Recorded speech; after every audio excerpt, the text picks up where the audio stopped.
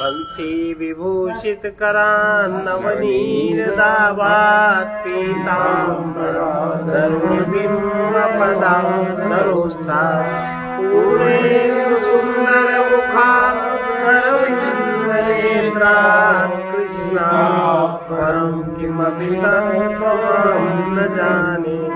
मंगलम भगवान विष्णु मंगलम गरुड़ध्वज मंगलम पुंडरीकाक्ष मंगलाय तनो हरि। चैतन्यं शाश्वतं शान्तं व्योमातीतं निरञ्जनं नादबिन्दुकलातीतं तस्मै श्री गुरुवे नमः। सर्वरूपमयी देवी सर्वं देवीमयं जगत् अतोऽहं विश्वरूपां तां नमामि परमेश्वरी।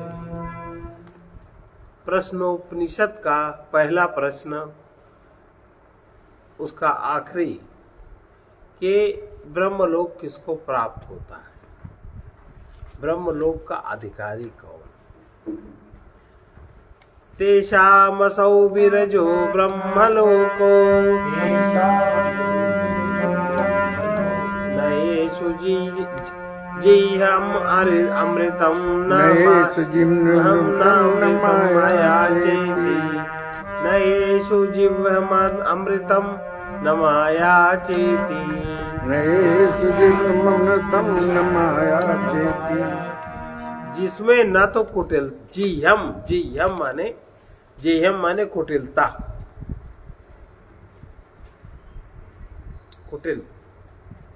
कुटिल सारे दोषों में सबसे खराब चित्त की स्थिति है कुटिलता। बहुत गंदी चीज है। कपटी मुझसे ठीक है। कपटी कुटिल नाथ मोहि चीन्हा ताते मोहि संग नहीं, भरत जी कह रहे हैं। कुटिलता बहुत खराब दोष है, जिनमें ना तो कुटिलता है और ना अमृतम, ना तो झूठ है, तथा ना माया ही है। माया माने कपट। माया रूपी नाल है ना, वो काम क्रोध अरुलोभ मद प्रबल मोह की धार, तीन माह अति दारुण दुखद माया रूपी नार। माया माने कपट। कपट और कुटिलता जिनके अंदर है, आप समझ नहीं सकते। तो जिनमें ना तो कुटिलता है और न झूठ है और ना ही माया है, उन्हीं को वही तीन दोष केवल कुटिलता, झूठ और कपट, ये तीन अगर चीजें छूट जाएं तो वो विकार रहित हो जाते हैं। बाकी विकार अपने आप उसके निकल जाते हैं और विशुद्ध ब्रह्मलोक में उनकी स्थिति बन जाती है। केवल तीन चीजें बाधक हैं, कुटिलता, असत्य और कपट, माया। और एक बड़ी विशेष बात बताएं, ये तीनों गुण की प्रबलता महिलाओं में अधिक होती है, क्योंकि तीनों का संबंध चंद्र तत्व से है। महिलाओं में बहुत होती है।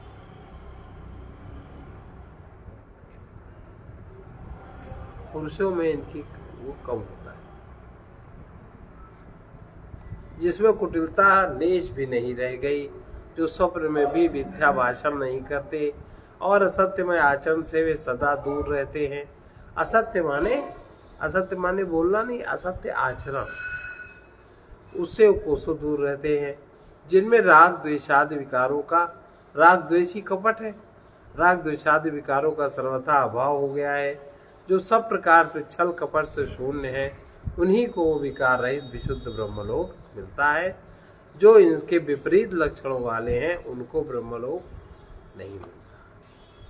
अब इसमें आप ये नहीं कह सकते कि हम भी मनुष्य तुम भी मनुष्य, क्या कमी। शरीर में 2 आंख नाक कान तो ब्रह्मांड से लेकर के और एक परमाणु तक है, लेकिन उनके अंदर की स्थिति अलग। एक से नहीं है।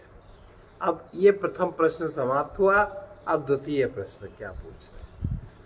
अथ हैनम भार्गवो वैदर्भी प्रपच्छ पप्रच्छ। अथ हैनम भार्गवो वैदर्भी प्रपच्छ भगवन् कत्येव देवा प्रजाम् भगवन् कत्येव देवा प्रजाम् विधारयन्ते कतर एतत् प्रकाशयन्ते विधारयन्ते कतर एतत् प्रकाशयन्ते कहा पुनरेषां वरिष्ठ इति कहा पुनरेषां वरिष्ठ इति। इसमें इसके पश्चात प्रसिद्ध जो महात्मा पिप्पलाद ऋषि से वैदर्भी विदर्भ देशीय भार्गव ने पूछा, भगवान कुल कितने देवता हैं? कुल कितने देवता हैं, प्रजा को धारण करते हैं, उनमें कौन कौन से इसे प्रकाशित करते हैं, फिर इन सब में कौन से वरिष्ठ माने सर्वश्रेष्ठ है? ये मेरा दूसरा प्रश्न है। इस मंत्र में भार्गव ऋषि ने महर्षि पिप्पलाद से 3 बातें पूछी। प्रजा को यानी प्राणियों को शरीर धारण करने वाले प्राणियों के शरीर को धारण करने वाले कुल कितने देवता हैं और उनमें से कौन कौन से इसको प्रकाशित करने वाले, तथा इन सब में अत्यंत श्रेष्ठ कौन है? 3 बातें पूछी। तस्मै सहोवाचा काशो हवा तस्मै सहोवाचा काशो हवा एष देवो वायुरग्निरापः एष देवो वायुरग्निरापः पृथ्वी वांग मनश्चक्षुः श्रोतं च पृथ्वी वांग मनश्च चक्षुः श्रोतं च ते प्रकाश्याभिवदन्ति वयमेतद्बाणम् अवष्टभ्य विधारयामः। ये जो उन्होंने पूछा है, भार्गव ने कहा कि निश्चय ही वो प्रसिद्ध आकाश वो देवता है, तथा वायु अग्नि जल पृथ्वी वाणी नेत्र और स्रोत ज्ञानेन्द्रियां तथा मन भी देवता है। वे सब अपनी अपनी शक्ति प्रकट करते हैं।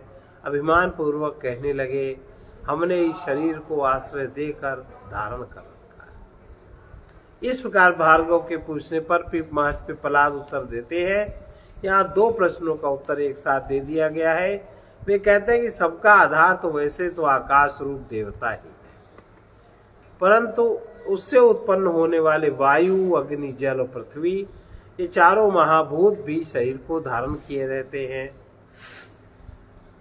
ये स्थूल शरीर इन्हीं सबसे बना है, इसलिए इन्हें धारक देवता कहते हैं। वाणी आदि 5 कर्मेंद्रियां, नेत्र और कान आदि 5 ज्ञानेन्द्रियां एवं मन आदि 4 अंतःकरण, ये 14 देवता इस शरीर के प्रकाशक हैं। ये 14 लोग 5 ज्ञानेन्द्रियां, 5 कर्मेंद्रियां, 4 मन बुद्धि चित्त अहंकार, ये 14 देवता शरीर को प्रकाशित करते हैं। ये देवता देह को धारण भी करते हैं, प्रकाशित भी करते हैं, इसलिए धारक और प्रकाशक देवता कहलाते हैं। ये इस देह को प्रकाशित करके आपस में झगड़ पड़े और अभिमान पूर्वक परस्पर कहने लगे कि हमने शरीर को आश्रय देकर धारण कर रखा है।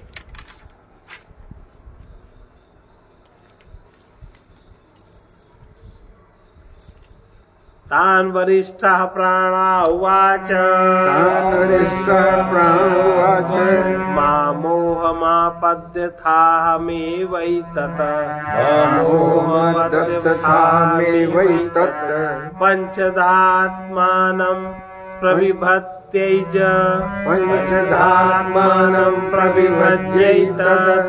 बाणम् अवष्टभ्य विधारयामीति ते श्रद्धाना बभूव। इस प्रकार जब संपूर्ण महाभूत और इंद्रियां तथा अंतःकरण रूप देवता परस्पर विवाद करने लगे, तब सर्वश्रेष्ठ प्राण ने उनसे कहा, तुम लोग अज्ञानवश आपस में विवाद न करो। तुम में से किसी में भी शरीर को धारण करने और सुरक्षित रखने की शक्ति नहीं है। इसे तो मैंने ही अपने को प्राण, अपान, समान, उदान और व्यान रूप में इन 5 भागों में विभक्त करके आश्रय देते हुए धारण कर रखा है, और मुझसे ही ये शरीर सुरक्षित भी है।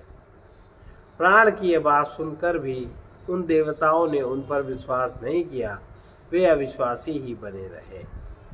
सोऽभिमानादूर्वमुत्क्रमतैव तस्मिन्नुत्क्रामत्यथेतरे सर्व एवोत्क्रामन्ते तस्मिंश्च प्रतिष्ठमाने सर्व एव प्रातिष्ठन्ते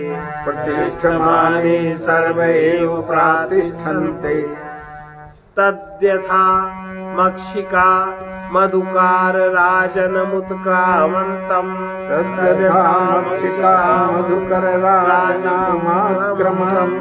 सर्वा एवोत्क्रामन्ते तस्मिंश्च प्रतिष्ठमाने सर्वा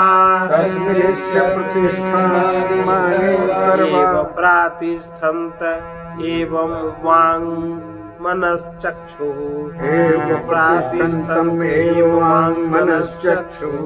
श्रोतं च ते प्रीताः प्राणं स्तुवन्ति।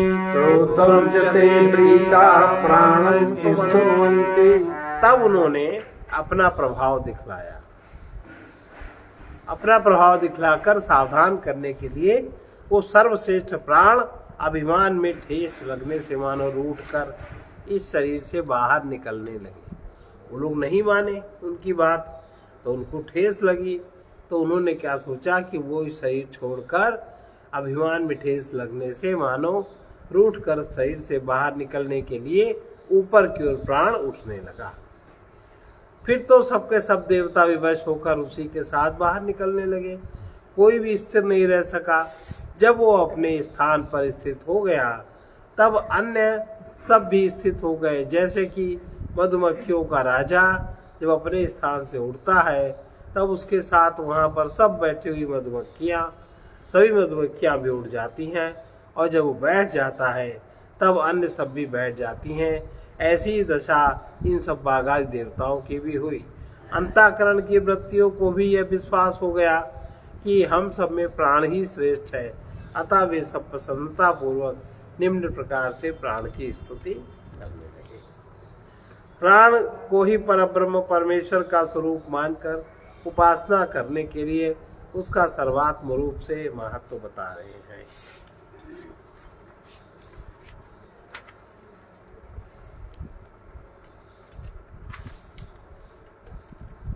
एषो अग्निस्तपस्येष सूर्य एष पर्जन्यो मघवानेश वायु एष पृथ्वीरविर्देवः सदसच्चामृतं चयत एषोऽग्निस्तपस्तेष सूर्यः एष पर्जन्यो मघवानेश वायु एष पृथ्वीरविर्देवः सदसच्चामृतं चयत। वे वाणी आदि सब देवता स्तुति करते हुए बोले, ये प्राण ही अग्नि रूप धारण करके तपता है, और यही सूर्य है, यही मेघ इंद्र वायु है, यही देव पृथ्वी और रई माने भूत समुदाय, अग्नि वायु जल आकाश, ये भूत समुदाय है, इसको रई कहते हैं। यही पृथ्वी और रई माने भूत समुदाय है, तथा सत और असत उससे विशेष जो अमृत स्वरूप परमात्मा है, वो भी तो ये प्राण ही है, ऐसा समझना चाहिए। अराइव रथनाभौ हराय रथनाभौ प्राणे सर्वं प्रतिष्ठितम् प्राणे सर्वं प्रतिष्ठितम् ऋचो यजूंसि सामानि ऋचो यजूंसि सामान्यं यज्ञः क्षत्रं ब्रह्म च यज्ञः क्षत्रं ब्रह्म च अराइव रथनाभौ हराय रथनाभौ प्राणे सर्वं प्रतिष्ठितम् प्राणे सर्वं प्रतिष्ठितम् ऋचो यजूंसि सामानि ऋचो यजूंसि सामान्यं यज्ञः क्षत्रं ब्रह्म च यज्ञः क्षत्रं ब्रह्म च जिस प्रकार रथ के पहिए की नाभि में लगे हुए अरे नाभि के ही आश्रित रहते हैं। अब बताओ, इसका मतलब जब ये देखा गया तब रथ चलते थे, पहिए का निर्माण हो चुका था। ये अंग्रेज लोग कहते हैं पहिए का निर्माण इस सन में हुआ। रथ का रूप आज कार है, और उस समय के जो रथ थे वो वही एक ही चीज वायु से भी चलती थी, माने उड़ते भी थे, वो जमीन पर भी चलते थे। नदी नाला पार करना हुआ तो वही पार कर, अलग से उतर के नाव आदि की जरूरत, स्टीमर की जरूरत नहीं होती थी। तो वो जो एक रथ था वो चारों प्रकार के काम करता था, चलने का काम करता था, उड़ने का काम करता था, आपके नदी नाले पार करने का काम करता था, और तीव्र वेग जितना अधिक हो सकता उसका काम करता है। चार काम करता था रथ। तो जिस प्रकार रथ के पहिए की नाभि में लगे हुए अरे नाभि के आश्रित रहते हैं, उसी प्रकार ऋग्वेद की सब ऋचाएं, यजुर्वेद के समस्त मंत्र, सबका सब सामवेद, उनके द्वारा सिद्ध होने वाले यज्ञ आदि शुभ कर्म और यज्ञ आदि शुभ कर्म करने वाले ब्राह्मण, क्षत्रिय और अधिकारी वर्ग, ये सब के सब प्राण के आधार पर ही टिके हुए हैं। सबका आश्रय प्राण ही है। इस प्रकार प्राण का महत्व बतलाकर अब उसकी स्तुति कर रहे हैं। प्रजापतिश्चरसि गर्भे त्वमेव प्रतिजायसे प्रजापतिश्चरसि गर्भे त्वमेव प्रतिजायसे तुभ्यं प्राण प्रजास्वित्वा बलिं हरन्ति तुभ्ये प्राण प्रजास्वित्वा बलिं हरन्ति यः प्राण हि प्रतिष्ठसि यः प्राण हि प्रतिष्ठसि हे प्राण, तू ही प्रजापति माने प्राणियों का ईश्वर है। तुम ही गर्भ में विचरने वाले माता पिता के अनुरूप संतान के रूप में जन्म लेने वाले हो। ये सब जीव तुम्हें ही भेंट समर्पण करते हैं। भाव ये है कि तुम्हारी तृप्ति के लिए ही अन्न भक्षण आदि कर रहे हैं। तुम ही अपान आदि सब प्राणों के सहित सबके शरीर में स्थित हो रहे हो। देवानामसि वह्नितमः पितॄणां प्रथमा स्वधा ऋषीणां चरितं सत्यम् अथर्वाङ्गिरसामसि देवानामसि वह्नितमः पितॄणां प्रथमा स्वधा ऋषीणां चरितं सत्यम् अथर्वाङ्गिरसामसि। हे प्राण, तुम ही देवताओं के लिए हवि पहुँचाने वाला उत्तम अग्नि हो। पितरों के लिए तुम ही पहली स्वधा हो। अथर्वादि रस आदि ऋषियों के द्वारा आचरित माने अनुभूत सत्य भी तुम ही हो। इंद्रस्त्वं प्राण तेजसा रुद्रोऽसि परिरक्षिता त्वमन्तरिक्षे चरसि सूर्यः त्वं ज्योतिषां पतिः इंद्रस्त्वं प्राण तेजसा रुद्रोऽसि परिरक्षिता त्वमन्तरिक्षे चरसि सूर्यः त्वं ज्योतिषां पतिः। ये जो ये कह रहे हैं, हे प्राण, तुम ही सब प्रकार के तेज माने शक्तियों से संपन्न हो। तो लोक तुम ही सब प्रकार के तेज शक्तियों से संपन्न तीनों लोकों के स्वामी इंद्र है। तुम ही प्रलय काल में सबका संहार करने वाले रुद्र हो और तुम ही सबकी भली भांति यथा योग रक्षा करने वाले हो। तुम ही अंतरिक्ष में, पृथ्वी में, स्वर्ग के बीच में विचरने वाले वायु हो और तुम ही अग्नि, चंद्र, तारे आदि समस्त ज्योतिर्गणों के स्वामी सूर्य तुम ही हो। यदा त्वमभिवर्षस्थसि धेमा, यदा त्वमभिवर्षस्थसि धेमा, प्राणते प्रजा आनन्दरूपास्तिष्ठन्ति कामायान्नं भविष्यति यदा त्वमभिवर्षस्य धेमा, प्राणते प्रजा आनन्दरूपास्तिष्ठन्ति कामायान्नं भविष्यति।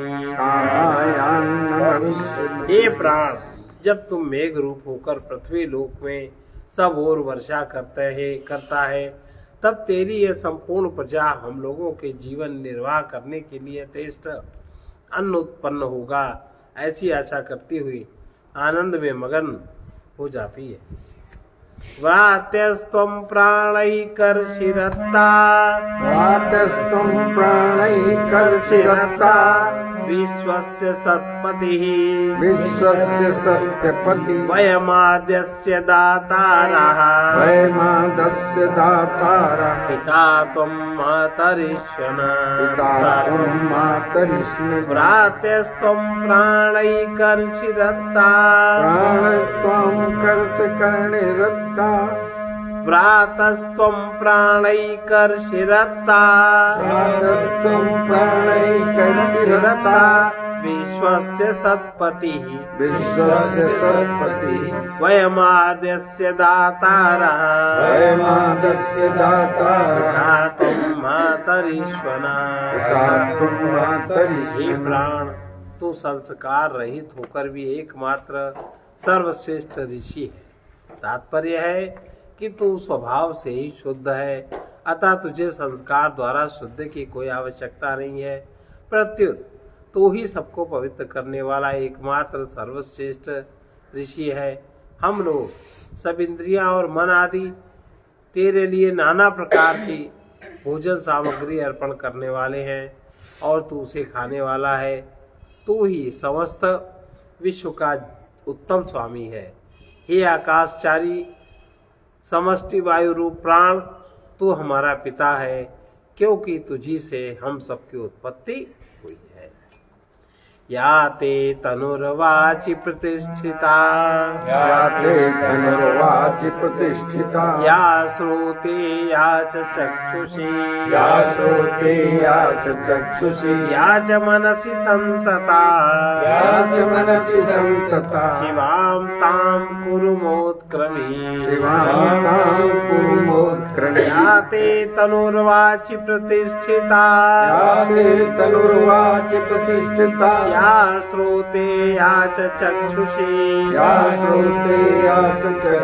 या च मनसि संतता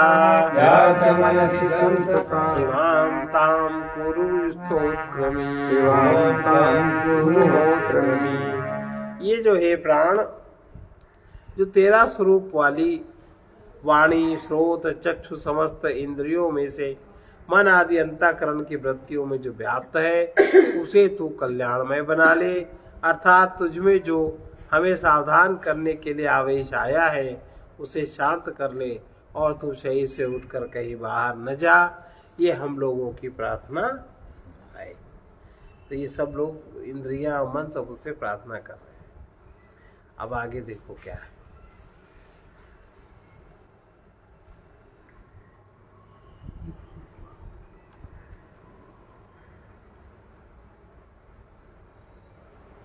प्राणस्येदं वशे सर्वं प्राणस्येदं वशे सर्वं दिवे यत् प्रतिष्ठितम् त्रिदेवे यत्प्रतिष्ठितम् मातेव पुत्रान् रक्षस्व मातेव पुत्रान् रक्षस्व श्रीश्च प्रज्ञां च विधेनैति श्रीश्च प्रज्ञां च विधेनैत्रते प्राणस्येदं वशे सर्वं प्राणस्येदं वशे सर्वं दिवे यत् प्रतिष्ठितम् त्रिदेवे यत्प्रतिष्ठितम् मातेव पुत्रान् रक्षस्व मातेव पुत्रान् रक्षस्व श्रीश्च प्रज्ञां च विधेनैति श्रीश्च प्रज्ञां च विधेनैत्रते।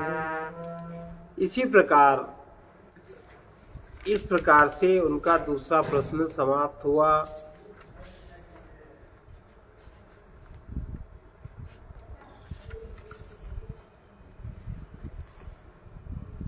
प्रत्यक्ष देखने वाले इस लोक में जितने भी पदार्थ हैं और जो कुछ भी स्वर्ग में स्थित है वे सबके सब इस प्राण के अधीन है।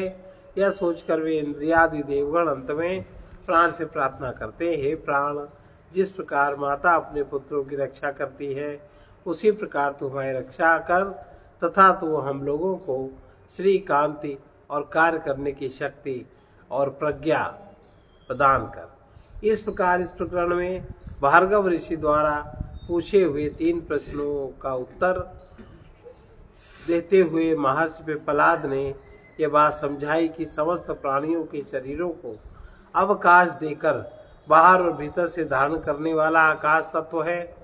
साथ ही इस शरीर के अवयवों की पूर्ति करने वाले वायु, अग्नि, जल, पृथ्वी ये 4 तत्व हैं। 10 इंद्रियां और 4 अंतःकरण वे इसको प्रकाश देकर क्रियाशील बनाने वाले हैं।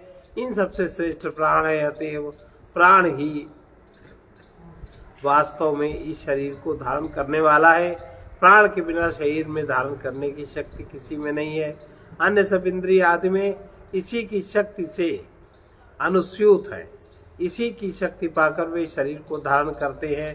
इसी प्रकार प्राण की श्रेष्ठता का वर्णन छांदोग्य उपनिषद के 5वें अध्याय के आरंभ में और बृहदारण्यक उपनिषद के 6ठे अध्याय के आरंभ में किया आया है। इस प्रकरण में प्राण की स्तुति का प्रसंग अधिक है। द्वितीय प्रश्न समाप्त। अभी दूसरा प्रश्न समाप्त।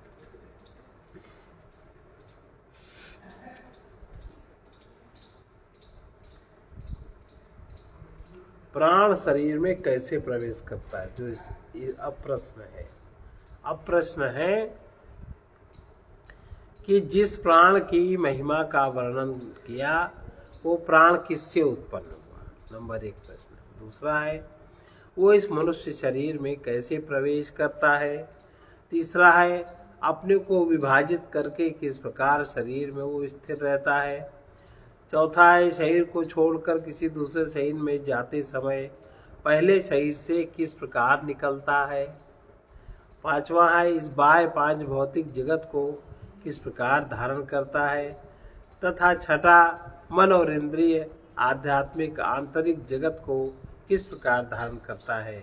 यहाँ प्राण के विषय में ही ये बातें पूछी गई है जिसका वर्णन पहले उत्तर में नहीं, और जो पहले प्रश्न के उत्तर को सुनकर स्फुरित हुई इससे ये स्पष्ट होता है। प्रश्नोत्तर के समय सुकेशा आदि 6 ऋषि एक साथ बैठे सुन रहे थे। आगे लाइए, कल किया जाए कि आज किया जाए? अभी तो समय है, अभी बढ़ा दिया जाए। तृतीय प्रश्न। अथ हैनं कौसल्यश्चालयलायनः अथ हैनं कौसल्यश्चालयलायनः पप्रच्छ भगवन् कुत एव प्राणो प्रपच्छ भगवन् कुत एष प्राणो जायते कथमाया तस्मिन् शरीर जायते अथमायात् कस्मिन् शरीर आत्मानं वा प्रविभज्य कथम् आत्मानं वा प्रविभज्य कथम् प्रातिष्ठते केनोत्क्रमते प्रतिष्ठते केनोत्क्रमते कथं वायम् अभिधत्ते कथं वायम् अभिधत्ते कथम् अध्यात्ममिति। कथम् अध्यात्ममिति। इस मंत्र में आश्वालायन मुनि ने महर्षि पिप्पलाद से कुछ 6 बातें पूछी हैं। पहला, जिस प्राण की महिमा का आपने वर्णन किया वो प्राण किससे उत्पन्न होता है। दूसरा, वो इस मनुष्य के शरीर में कैसे प्रवेश करता है। तीसरा, अपने को विभाजित करके किस प्रकार शरीर में स्थित रहता है। एक शरीर को छोड़कर दूसरे शरीर में जाते समय पहले शरीर से किस प्रकार निकलता है। पांचवा, इस बाह्य पांच भौतिक जगत को किस प्रकार धारण करता है तथा मन और इंद्रिय और आध्यात्मिक माने आंतरिक जगत को किस प्रकार धारण करता है। यहाँ प्राण के विषय में ही बातें पूछी गई हैं जिसका वर्णन पहले उत्तर में नहीं आया और जो पहले प्रश्न के उत्तर को सुनकर ही स्फुरित हुई हैं। इससे स्पष्ट हो जाता है कि प्रश्नोत्तर के समय सुकेशा आदि 6 ऋषि वहाँ साथ साथ बैठे सुन रहे थे। तस्मै सहोवाचाति तस्मै सहोवाचाति प्रश्नात् पृच्छसि ब्रह्मिष्ठोऽसीति प्रश्नात् पृच्छसि ब्रह्मिष्ठोऽसीति तस्मात् तेऽहं ब्रवीमि। तस्मात् तेऽहं ब्रवीमि। इस मंत्र में महर्षि पिप्पलाद ने आश्वालायन मुनि के प्रश्नों को कठिन बतलाकर उनकी बुद्धिमत्ता और तर्कशीलता की प्रशंसा की है और साथ ही ये भाव भी दिखलाया है कि तुम जिस ढंग से प्रश्न पूछ रहे हो उसे देखते हुए तो मुझे तुम्हारे प्रश्नों के उत्तर देने ही नहीं चाहिए, परंतु मैं जानता हूँ कि तुम तर्क बुद्धि से नहीं पूछ रहे हो, तुम श्रद्धालु, तुम श्रद्धा बुद्धि से पूछ रहे हो, वेदों में निष्णात हो, अतः मैं तुम्हारे प्रश्नों का उत्तर दे रहा हूँ।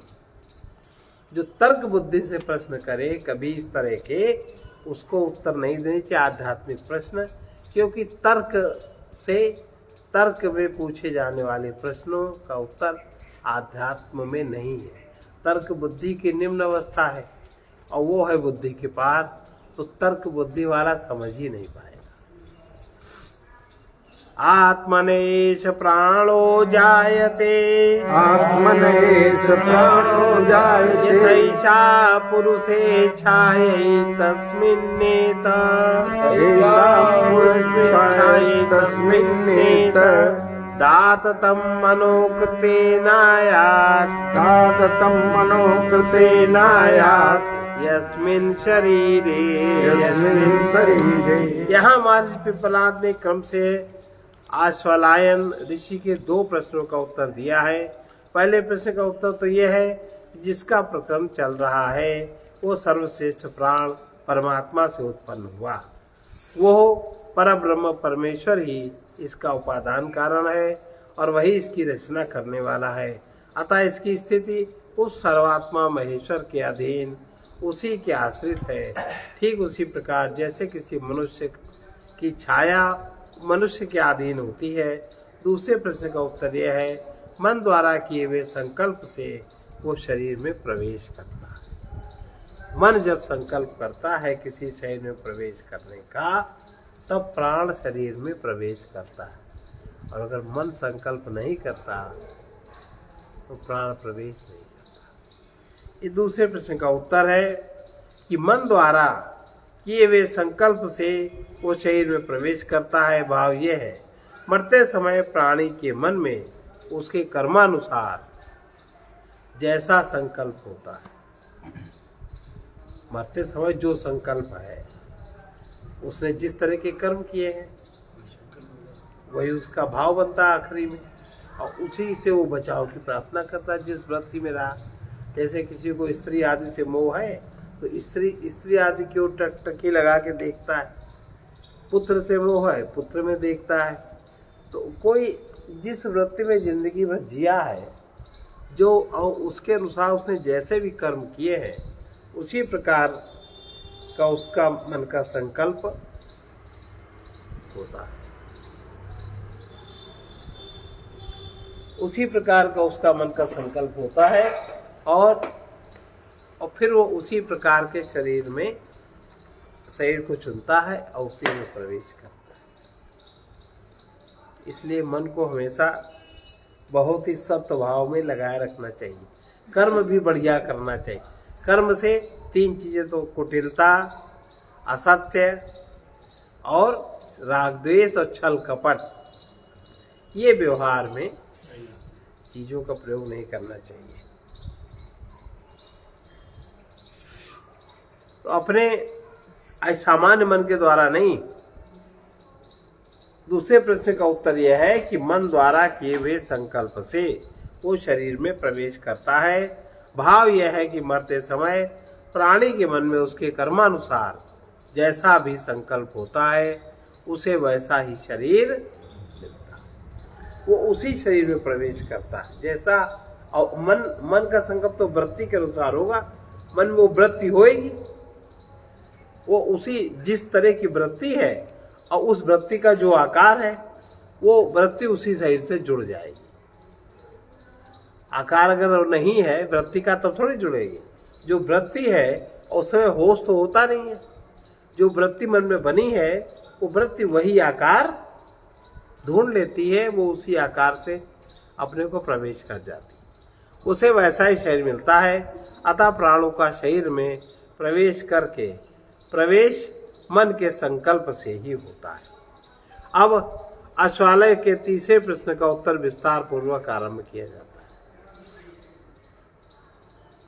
यथा सम्राट देवाधिकृतान् विनियुङ्क्ते, यथा सम्राट् देवाधिकृतान् विनियुङ्क्ते, एतान् ग्रामानेतान् प्रामान्धिति, एतान् ग्रामान्नेतान् ग्रामान् दिष्टिस्वे स्वेत्तेव मे वैश, स्वेष्टिस्वेत्तेव मे वैश, प्राण इतरान् प्राणान् पृथक् पृथगेव प्राणितरान् प्राणान् पृथक् सन्निधत्ते। यहाँ महर्षि उदाहरण द्वारा तीसरे प्रश्न का समाधान करते हुए कहते हैं, जिस प्रकार भूमंडल का चक्रवर्ती सम्राट भिन्न भिन्न ग्राम, मंडल, जनपद आदि में पृथक पृथक अधिकारियों की नियुक्त करता, इसका मतलब शासन प्रशासन व्यवस्था यही थी, इससे अच्छी थी। देखिए जिस प्रकार से समाधान करते हुए भूमंडल पर चक्रवर्ती सम्राट भिन्न भिन्न ग्राम, मंडल, जनपद आदि में पृथक पृथक अधिकारियों की नियुक्ति करते हैं और उनका कार्य भी बांट देते हैं, उसी प्रकार सर्वश्रेष्ठ प्राण भी अपने अंग स्वरूप अपान व्यान दूसरे प्राणों को शरीर के पृथक पृथक स्थानों में पृथक पृथक कार्य के लिए नियुक्त कर देता है। अब मुख्य प्राण, अपान और समान, इन तीनों का वास स्थान और कार्य क्या है? पायुपस्थे पानम चक्षुः, पायुपस्थे पानं चक्षुः, श्रोते मुखनासिकाभ्यां प्राणः, श्रोते मुखनासिकाभ्यां प्राणः, स्वयं प्रातिष्ठते मध्ये तु समाना, स्वयं प्रातिष्ठते मध्ये तु समाना, एषा हो तद्भुतम् अन्नं समं नयति, एषा हेताद्भुतमन्न समं नयति, तस्मादेता सप्तार्चिरुचिषो भवन्ति, तस्मादेता सप्तर्चिषो भवन्ति। ये स्वयं तो प्राण स्वयं तो मुख और नासिका द्वारा विचरण करता हुआ नेत्र और स्रोत में स्थित रहता है। ये जो मुख्य प्राण है वो नासिका के द्वारा विचरण करता हुआ, मुख और नासिका द्वारा विचरता हुआ नेत्र और स्रोत में स्थित रहता है तथा गुदा और उपस्थ में अपान को स्थापित करता है। उसका काम मल मूत्र को शरीर के बाहर निकाल देना है। रज बीज और गर्भ को भी बाहर करना इसी का काम है। शरीर के मध्य भाग नाभि में समान को स्थापित करता है।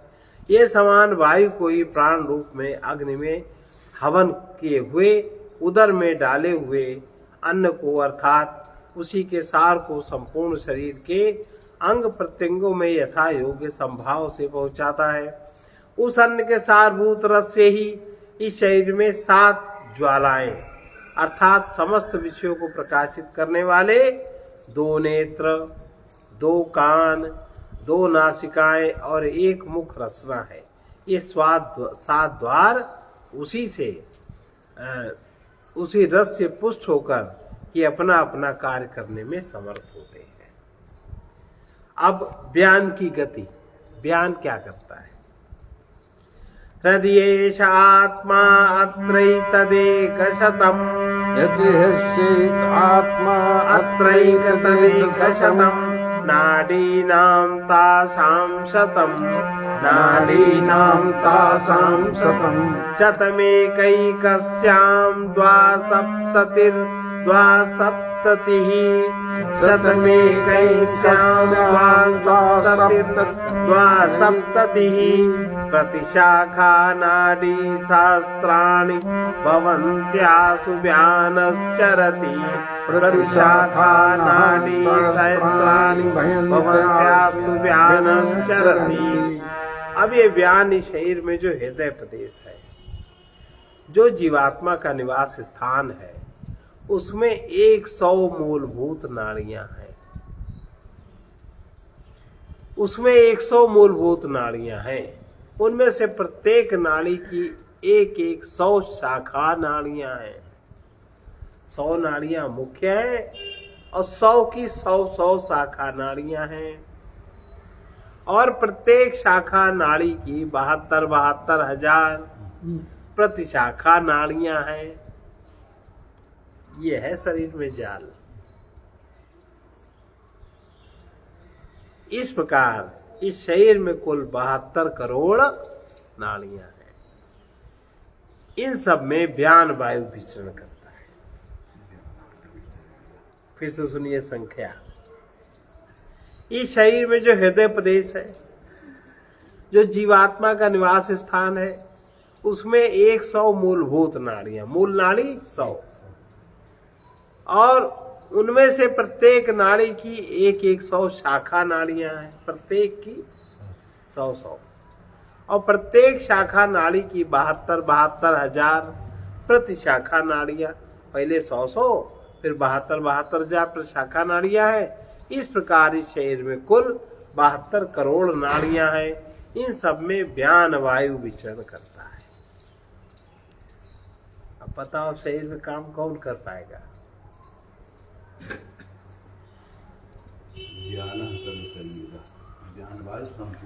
अब उदान का स्थान कार्य बतलाते। उदान व्यान का कार्य हो गया।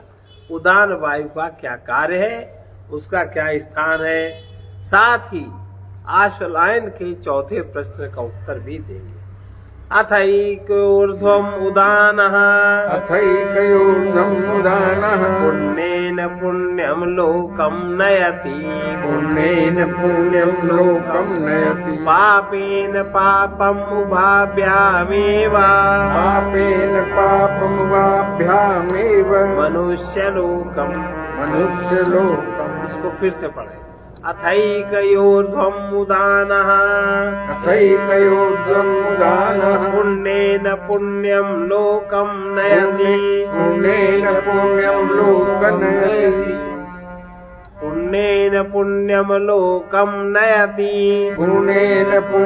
लोकं नयति पापेन पापम् उभाभ्यामेव मनुष्यलोकम्। इन ऊपर बतलाई हुई 72 करोड़ नाड़ियों से भिन्न एक और नाड़ी, 72,001 नाड़ी है। इन ऊपर बतलाई हुई 72 करोड़ नाड़ियों में से भिन्न एक और नाड़ी है, जिसको सुषुम्ना कहते हैं, जो हृदय से निकलकर ऊपर मस्तक में गई है। उसके द्वारा उदान वायु शरीर में ऊपर की ओर विचरण करता है। ये रोज करता है विचरण। जो ऊपर का वायु विचरण करता है, उदान वायु उसके सुषुम्ना नाड़ी के द्वारा विचरण करता है। इस प्रकार अश्वालायन के तीसरे प्रश्न का समाधान करके अब महर्षि उनके चौथे प्रश्न का समाधान करते हैं। संक्षेप में देते हैं, जो मनुष्य तो 72,000 एक नाड़ी याद रखो। हृदय में मूल रूप से 100 नाड़ी, उसके फिर 100 भाग, फिर उसमें हर नाड़ी के 72,000। तो कुल मिलाकर के कितने नाड़ी हुए? 72,72,000 करोड़ हो गई। 201। 72 करोड़ 72,72,02,01। ये कैसे? ये इसमें कहाँ लिखा है? इसमें है, कहाँ लिखा है? वो जो 100 बताए इसमें 101 लिखा है। 101 नहीं, 100 है। 101 तो बाद में अलग है। उसी को मिला के 101 हो गया। सुषुम्ना नाड़ी का कोई भाग नहीं है, वो अकेली नाड़ी है, उसका प्रभाव कोई नहीं। ये अलग खराब में जाएगी सर। नहीं भाई, ये देखो लिखा 72,72,10,201 हो जाती है। जो इसमें लिखा है प्रमाण वो ज्यादा अनुकूल, क्योंकि ये संस्कृत में कहाँ होता है। देखो, इसमें जीवात्मा के निवास स्थान है, उसमें 100 मूलभूत नाड़ियां हैं, उनमें से प्रत्येक नाड़ी की 100 नाड़ियां शाखा हैं, और प्रत्येक शाखा नाड़ी की 72,000 प्रति शाखा है। इस प्रकार इस शहर में कुल 72 करोड़ नाड़ियां हैं। इन सब में व्यान वायु विचरण करता है। ये संस्कृत के उसका अर्थ है। अब इनके कुछ जोड़ने में इतना ज्यादा है, कोई गड़बड़ हो गया होगा। चिन्मयानंद की किताब होगी, हाँ, तो यही मिस्टेक होता है।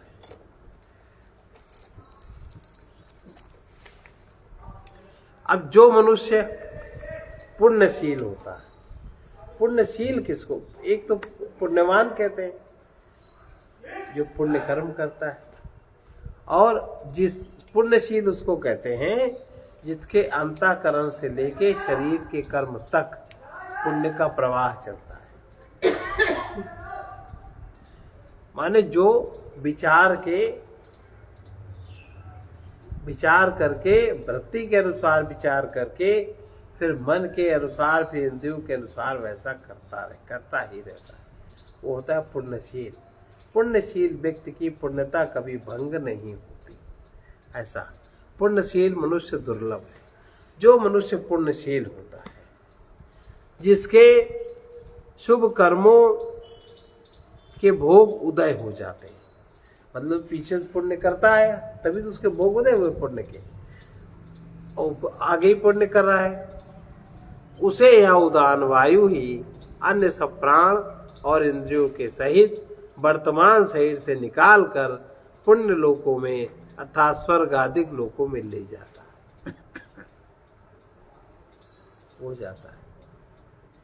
पाप कर्मों से युक्त मनुष्य को शुकर कुकर आदि पाप योनियों में और आदि नरकों में ले जाता है, तथा जो पाप और पुण्य दोनों प्रकार के कर्मों का मिश्रित फल भोगने के लिए अभिमुख हुए हैं, उनको मनुष्य शरीर में ले आता है। अब 2 मंत्रों में आश्वलायन के 5वें और 6ठे प्रश्न का उत्तर देते हुए जीवात्मा के प्राण और इंद्रियों सहित एक शरीर से दूसरे शरीर में जाने की बात बता रहे हैं। अब इस शरीर से दूसरे शरीर में कैसे जाता है? आदित्यो हवै बाह्या, आदित्यो हवै बाह्या, प्राण उदत्ते शयेनम्, प्राण उदस्ते सेन, चाक्षुषं प्राणमनुगृह्णानः, चाक्षुषं प्राणमनुगृह्णानः, पृथिव्यां या देवता सैवा, पृथिव्यां या देवता सैव, पुरुषस्यापानमवष्टभ्यन्तरा, पुरुषस्यापानमवष्टभ्यन्तरा, यदाकाशास समानो वायुर्यानः, यदाकाशास समानो वायुर्यानः। यह निश्चय पूर्वक समझना चाहिए कि सूर्य ही सबका बाह्य प्राण है। यह मुख्य प्राण सूर्य रूप से उदय होकर इस शरीर के बाह्य अंग प्रत्यंगों को पुष्ट करता है और नेत्र इंद्रिय रूप आध्यात्मिक शरीर पर अनुग्रह करता है। आधारित माने सूक्ष्म शरीर, आंतरिक शरीर पर अनुग्रह करता है, उसे देखने की शक्ति अर्थात प्रकाश देता है।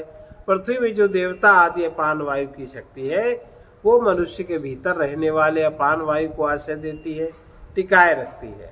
यह इस अपान वायु की शक्ति गुदा उपस्थ की सहायक है तथा इनके बाहरी स्थूल आकार को धारण करती है। पृथ्वी और स्वर्गलोक के बीच का जो आकाश है वही समान वायु का बाह्य स्वरूप है। वो इस शरीर के बाहरी अंग प्रत्यंगों को अवकाश देकर इनकी रक्षा करता है और शरीर के भीतर रहने वाले समान वायु को विचरने के लिए शरीर में अवकाश देता है।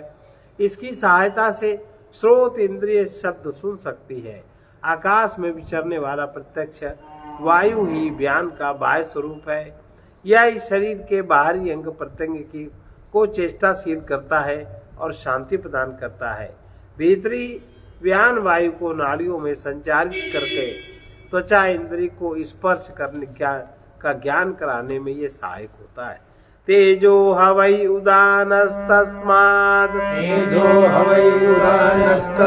उपशांत तेजा पुनर्भवमिन्द्रियैः मनसि संपद्यमानैः। सूर्य और अग्नि का जो बाहरी तेज है अर्थात जो उसकी उष्णता है, जो उसका उष्णत्व है, वो उदान वायु का बाह्य स्वरूप है। मतलब उदान वायु तेजमय है, वो उदान वायु का बाह्य स्वरूप है। वो शरीर के बाहरी अंग प्रत्यंगों को ठंडा नहीं होने देता और शरीर के भीतर की ऊष्मा को भी स्थिर रखता है। जिसके शरीर से उदान वायु निकल जाता है फिर वो शरीर गर्म नहीं रहता, अतः शरीर की गर्मी शांत हो जाते ही उसमें रहने वाला जीवात्मा मन में विलीन हुई इंद्रियों को साथ लेकर उदान वायु के साथ साथ दूसरे शरीर में चला जाता है। अब आश्वलायन के चौथे प्रश्न में आई हुई एक शरीर से निकलकर दूसरे शरीर में या लोकों में प्रवेश कराने की बात का पुनः स्पष्टीकरण कर रहे हैं। यच्चित्तस्तेनैष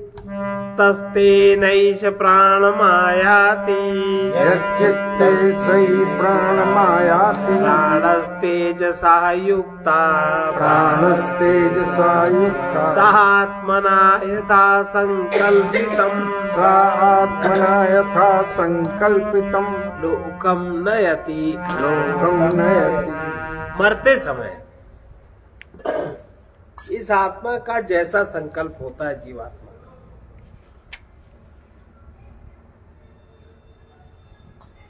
और जैसा संकल्प का मतलब ये होता है कि उस समय सोचने की शक्ति नहीं रहती, तो जो उसके अभ्यास में चीजें हैं, किस वृत्ति के अनुसार वो अभ्यास करता है उसी तरह का संकल्प उसका मन में वही वृत्ति जागृत रहती है। मरते अब ये न कहो कि वो तो बेहोश है, तो बेहोश में सोचने की शक्ति नहीं है, पर तो मन जो चल रहा है, बुद्धि जो चल रही है, जिस वृत्ति से हम कार्य कर रहे हैं वो अपने आप होता है।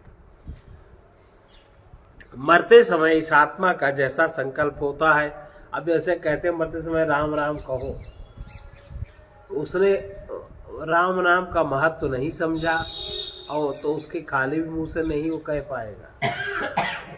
कहे तो तब पाएगा जब मन में उसकी वृत्ति होगी, और मन में वृत्ति अन्य है।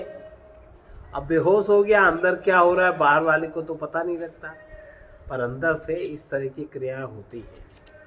मरते समय इस आत्मा का जैसा संकल्प होता है, इसका मन अंतिम क्षणों में जिस भाव का चिंतन करता है, मन तो चिंतन करेगा ही। आप बाहर से बेहोश हो गए पर मन थोड़ी ना बेहोश होता है भाई, आपकी इंद्रियां बाहर से अंतर तत्व पकड़ने में सक्षम नहीं रही, बस बाकी तो आप तो अंदर है ही जैसे तैसे। तो शरीर आपका हरकत नहीं कर रहा है, लेकिन अंदर तो पूरी हरकत हो रही है। मरते समय इस आत्मा का जैसा संकल्प होता है, इसका मन अंतिम क्षण में जिस भाव का चिंतन करता है, उस संकल्प के सहित इंद्रियों को साथ लिए हुए या मुख्य प्राण में स्थित हो जाता है। मुख्य प्राण में स्थित हो जाता है। वह मुख्य प्राण उदान वायु से मिलकर अपने सहित मन और इंद्रियों से युक्त जीवात्मा को उस अंतिम संकल्प के अनुसार यथा योग्य भिन्न भिन्न लोक अथवा भिन्न भिन्न योनि में ले जाता है। अतः मनुष्य को उचित है कि अपने मन में निरंतर एक भगवान का ही चिंतन रखे। मतलब चित्त जो वासुदेव का स्थान है उसमें वासुदेव की स्थापना जीते जी कर ले। वासुदेव तो उसमें है ही है, लेकिन बाहर से जो आपके चेतन मन में तमाम सारा बिखराव हो गया है, उसमें जो तमाम सारे कर्मों की वृत्तियों के एकत्रीकरण है, उसकी सफाई कर दे, अंतःकरण को शुद्ध कर ले, इसका मतलब। अतः मनुष्य को उचित है कि अपने मन में निरंतर एक भगवान का ही चिंतन रखे, दूसरा संकल्प आने ही न दे, क्योंकि जीवन अल्प और अनित्य है। न जाने कब अचानक ही शरीर का अंत हो जाए। यदि उस समय भगवान का चिंतन न होकर कोई दूसरा संकल्प आ गया तो सदा की भांति पुनः 84 लाख योनियों में भटकना पड़ेगा। मरते समय इस आत्मा का जैसा संकल्प होता है, इसका मन अंतिम क्षण में जिस भाव का चिंतन करता है, उस संकल्प के सहित मन इंद्रियों को साथ लिए हुए यह मुख्य प्राण में स्थित हो जाता है। मन वो मुख्य प्राण उदान वायु से मिलकर अपने सहित मन और इंद्रियों से युक्त जीवात्मा को उस अंतिम संकल्प के अनुसार यथा योग्य भिन्न भिन्न लोक अथवा योनि में ले जाता है। अतः मनुष्य को उचित है कि वो अपने मन में निरंतर एक भगवान का ही चिंतन रखे, दूसरा संकल्प न आने दे, क्योंकि जीवन अल्प और अनित्य है। न जाने कब अचानक ही शरीर का अंत हो जाए। यदि उस समय भगवान का चिंतन न होकर कोई दूसरा संकल्प आ गया, सदा की भांति पुनः चक्कर में आप पड़ेंगे। अब प्राण विषयक ज्ञान का सांसारिक और पारलौकिक फल क्या होता है? य एवं विद्वान प्राणम वेद, एवं विद्वान प्राणम वेद, न हास्य प्रजा हीयते मृतो भवति, न हास्य प्रजा हीयते मृतो भवति, तदेश श्लोकः, तदेश श्लोकः। जो कोई विद्वान इस प्रकार प्राण के रहस्य को समझ लेता है, प्राण के महत्व को समझकर हर प्रकार से प्राण को सुरक्षित रखता है, उसकी अवहेलना नहीं करता, उसकी संतान परंपरा कभी नष्ट नहीं होती। माने इसका अर्थ क्या है? जो अपने प्राण को निरंतर शुद्ध रखता है। अब जो शुद्ध रखेगा प्राण, तो उसमें जो वीर के अंडकोश है वो ज्यादा बनते हैं, और जो अशुद्ध हो जाता है प्राण वो शून्य हो जाता है। उसमें फिर क्षमता नहीं रहती संतान उत्पन्न करने की।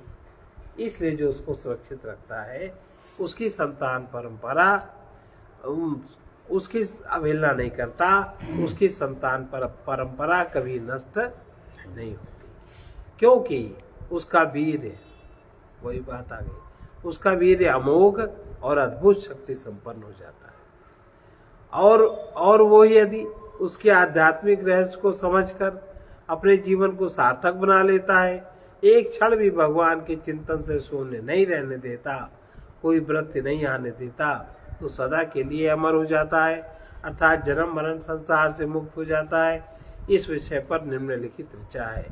उत्पत्तिमायन्ति स्थानम, उत्पत्तिमायन्ति स्थानम, विभुत्वं चैव पंचधा, विभुत्वं चैव पंचधा,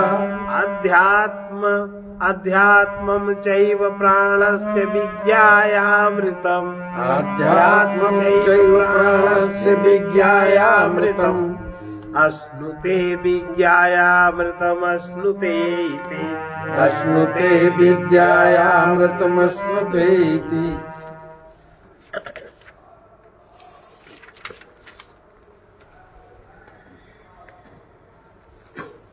उपर्युक्त विवेचन के अनुसार जो मनुष्य प्राण की उत्पत्ति को, अर्थात या जिससे और जिस प्रकार उत्पन्न होता है, इस रहस्य को जानता है, उसी के शरीर में प्रवेश करने की प्रक्रिया का तथा उसकी व्यापकता का ज्ञान रखता है, तथा जो प्राण की स्थिति को अर्थात बाहर और भीतर कहाँ कहाँ वो रहता है, इस रहस्य को तथा इसके बाहरी और भीतरी अर्थात आदि भौतिक और आध्यात्मिक 5 भेदों के रहस्य को भली भांति समझ लेता है, वो अमृत स्वरूप परमानंदमय परब्रह्म परमेश्वर को प्राप्त कर लेता है तथा उस आनंदमय के संयोग सुख का निरंतर अनुभव करता है। तृतीय प्रश्न समाप्त। अब चौथा प्रश्न इनका क्या है?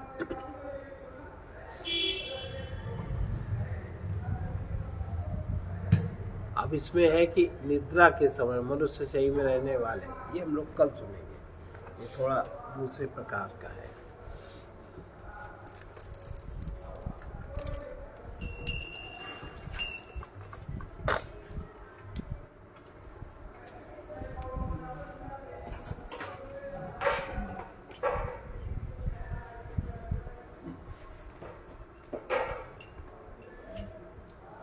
चश्मा गया टूट।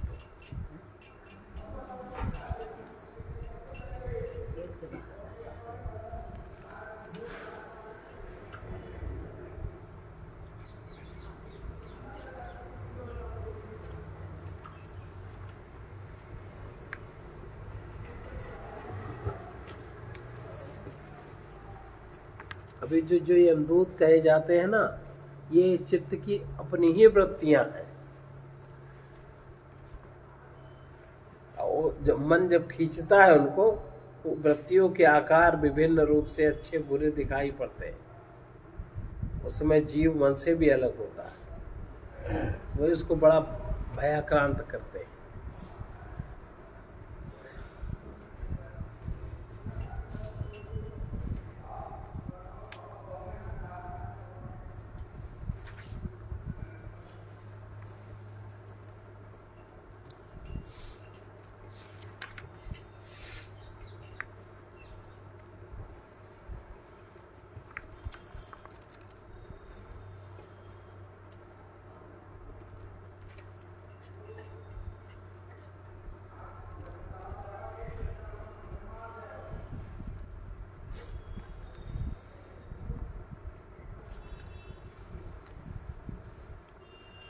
एक ईश्वर के गुणगान गाते चलो, एक ईश्वर के गुणगान गाते चलो, अपने मन को उन्हीं में लगाते चलो, अपने मन को उन्हीं में लगाते चलो। जो समय है उसे व्यर्थ खोना नहीं, जो समय है उसे व्यर्थ खोना नहीं, मोह निद्रा में जग बीच सोना नहीं, मोह निद्रा में जग बीच सोना नहीं, भाग्यवश कष्ट आए तो रोना नहीं, भाग्यवश कष्ट आए तो रोना नहीं, भूल से अब सुखासक्त होना नहीं, भूल से अब सुखासक्त होना नहीं, अपने कर्तव्य सारे निभाते चलो, अपने कर्तव्य सारे निभाते चलो, अपने मन को उन्हीं में लगाते चलो, अपने मन को उन्हीं में लगाते चलो।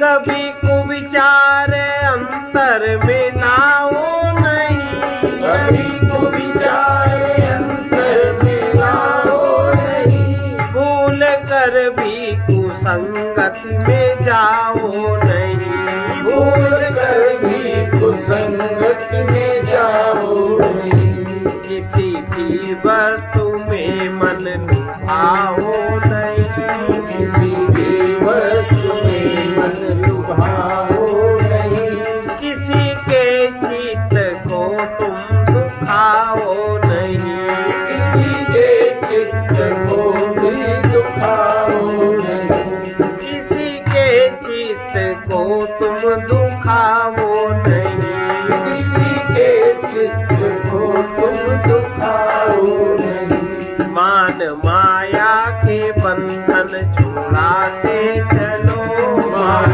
माया के बंधन छुड़ाते चलो, एक ईश्वर के गुणगान गाते चलो, एक ईश्वर के गुणगान गाते चलो।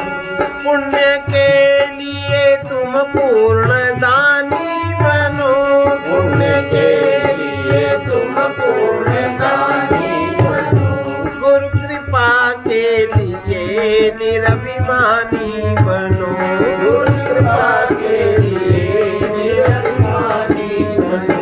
भक्ति चाहो तो प्रभु के ही ध्यानी बनो, भक्ति चाहो तो प्रभु के ही ध्यानी बनो, मुक्ति के लिए तुम आत्मज्ञानी बनो, मुक्ति के लिए तुम आत्मज्ञानी बनो।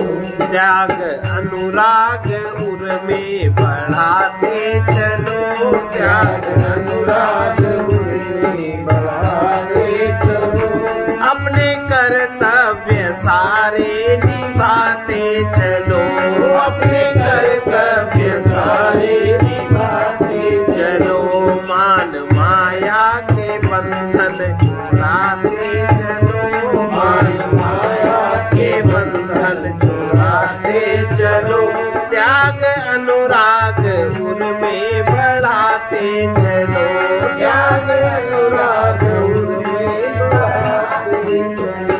व्यर्थ चिंतन से निज चित्त को मोड़ कर, व्यर्थ चिंतन से निज चित्त को मोड़ कर, लोभ को भी सदा के लिए छोड़ कर, लोभ को भी सदा के लिए छोड़ कर, कामना की कठिन बेड़ियां तोड़ कर, कामना की कठिन बेड़ियां तोड़ कर, परम प्रभु से अहंकार को जोड़ कर, परम प्रभु से अहंकार को जोड़ कर, पथिक अपने को प्रभुमय बनाते चलो, पथिक अपने को प्रभुमय बनाते चलो, एक ईश्वर के गुणगान गाते चलो, एक ईश्वर के गुणगान गाते चलो, अपने मन को बुद्धि में लगाते चलो, अपने मन को बुद्धि में लगाते चलो, पथिक अपने को प्रभुमय बनाते चलो, पथिक अपने को प्रभुमय बनाते चलो।